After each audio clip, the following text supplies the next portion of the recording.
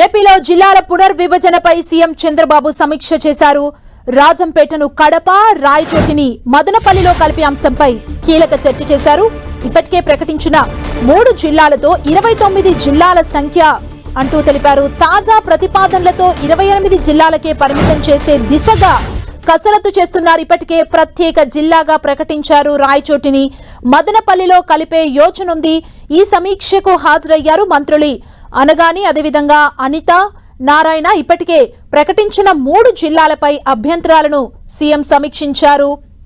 దోనకొండ, కురిచేడును మార్కాపురం జిల్లాలో, పొదిలిని ఒంగోలు జిల్లాలో కలిపే దిశగా చర్చ జరుగుతోంది. ఇక స్థానిక ప్రజాప్రతినిధుల విజ్ఞప్తి మేరకు గూడూరును నెల్లూరులో, రైల్వే కోడూరును తిరుపతిలో కలిపే అంశంపై తుది కసరత్తు జరగబోతుంది. రేపు మళ్లీ సమావేశమై ఎల్లుండి మంత్రివర్గం ముందుకు ప్రతిపాదనలు తేనున్నట్లు ఉపసంఘం తెలిపింది. కేబినెట్ ఆమోదం తర్వాత ఈ నెల 31న తుది నోటిఫికేషన్ విడుదలయ్యే ఛాన్స్ ఉంది.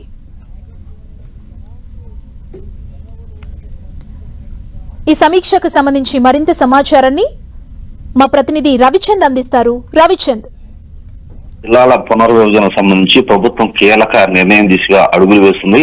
ఎందుకంటే పరిపాలనా సౌలభ్యం కోసం కొన్ని కీలక నిర్ణయాలు తీసుకోబోతుంది. ఇప్పటికే కేబినెట్ సబ్ కమిటీ ద్వారా పలుసార్లు సమావేశమయ్యారు. స్థానిక ప్రజాప్రతినిధుల విజ్ఞప్తులను కూడా మన్నించారు.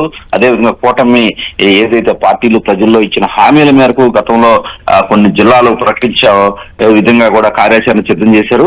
అయితే మదనపల్లి కేంద్రంగా ఒక జిల్లా అని అంతకు ముందు అనుకున్నారు. అదేవిధంగా మార్కాపురం జిల్లా, ఆ జిల్లాలో ఎటువంటి ఇబ్బంది లేనప్పటికీ కూడా ముఖ్యంగా ఇక్కడ ప్రధానంగా కడప, ఉమ్మడి కడప జిల్లాకు సంబంధించి రాయచోటిని మదనపల్లిలో కలిపేయాలనే ఆలోచన అయితే చేస్తున్నారు. అదేవిధంగా ఉమ్మడి కడపలో ఉన్న రైల్వే కోడూరుని తీసుకొని తిరుపతిలో కలపాలని ఆలోచన చేస్తున్నారు. అదేవిధంగా రాజంపేటని కడప, ఉమ్మడి కడపలోనే ఉంచే విధంగా కూడా కార్యాచరణ అయితే మనకి కనిపిస్తుంది. అదేవిధంగా ఇక్కడ మార్కాపురం జిల్లాలో ఉన్నటువంటి దొనకొండ, కురిచేడును మార్కాపురంలోనే ఉంచి పొదిలిని మాత్రం ఒంగోలు జిల్లాలో కలిపే దిశగా చర్చ అయితే జరుగుతుంది. అదేవిధంగా స్థానిక ప్రజాప్రతినిధుల విజ్ఞప్తి మేరకు గూడూరు, ఏదైతే ప్రస్తుతం తిరుపతి జిల్లాలో ఉన్న గూడూరు నెల్లూరులో కలపాలని అనుకుంటున్నారు. అదేవిధంగా ఏదైతే ఈ నెలాఖరులోపు కనుక తుది నోటిఫికేషన్ ఇవ్వాల్సి ఉంటుంది. ఎందుకంటే జనాభా లెక్కల ప్రక్రియ కేంద్రం చేపడుతుంది కాబట్టి ఈ లోపే నోటిఫికేషన్ అన్ని విడుదల చేయాల్సిన అవసరం ఉంటుంది. కేబినెట్ ఆమోదించాల్సిన అవసరం ఉంటుంది. అందువల్ల చకచక ఈ 2-3 రోజులు కూడా ఏదైతే రాజ్యాంగపరమైన కార్యక్రమాలను పూర్తి చేయాలని కూడా ప్రభుత్వం భావిస్తుంది. కేబినెట్ ఆమోదం తర్వాత ఈ నెల 31న తుది నోటిఫికేషన్ ఇచ్చే అవకాశం ఉంది.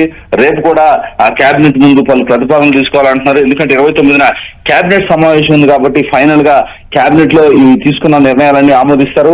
31న నోటిఫికేషన్ విడుదల చేస్తారు. తనంతరం ఏదైతే అధికారికంగా మొత్తం కూడా వ్యవహారం అంతా జరిగిపోతుంది. తర్వాత జనాభా లెక్కల ప్రక్రియ జరుగుతుంది కాబట్టి ఎటువంటి రాజ్యాంగపరంగా ఎటువంటి ఇబ్బంది లేదనేది ప్రభుత్వం వ్యూహంగా మనకు కనిపిస్తుంది.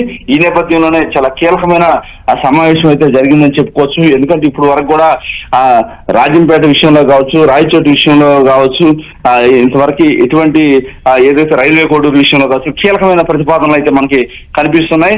ఎందుకంటే రాజంపేటను కడపలో కలపాలనే ఆలోచన గురించి కావచ్చు, అదేవిధంగా మదనపల్లిలో రాయచోటిని కలపాలి. ఎందుకంటే రాయచోటి ప్రస్తుతానికి అన్నమయ్య జిల్లా హెడ్ క్వార్టర్ గా ఉంది.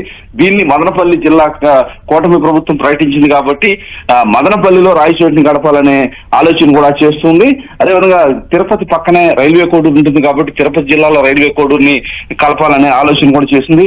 ఈ విధంగా పరిపాలన కోసం ఎటువంటి ఇబ్బంది లేకుండా ప్రజలు ఇబ్బందులు పడకుండా జిల్లా పునర్వ్యవస్థీకరణ చేయాలని చెప్పి కూటమి ప్రభుత్వం భావిస్తుంది. దీని నేపథ్యంలోనే అనేక విజ్ఞప్తుల్ని తీసుకుంది. కేబినెట్ సబ్ కమిటీ ఏర్పాటు చేసింది. మంత్రి అనగానే దీనిపై ప్రత్యేక ఎక్సైజ్ చేస్తున్నారు. ముఖ్యమంత్రి దగ్గర కూడా మంత్రి అనగాని, అనిత, నారాయణ కూడా కీలక సమావేశం అయితే నిర్వహించారు. 29న కేబినెట్ లో ఈ ప్రతిపాదనతో కేబినెట్ ఆమోదం జరిగిపోతుంది. 31వ తారీఖున పూర్తి స్థాయి ఏదైతే నోటిఫికేషన్ విడుదల చేయబోతున్నారు. థాంక్యూ రవిచంద్.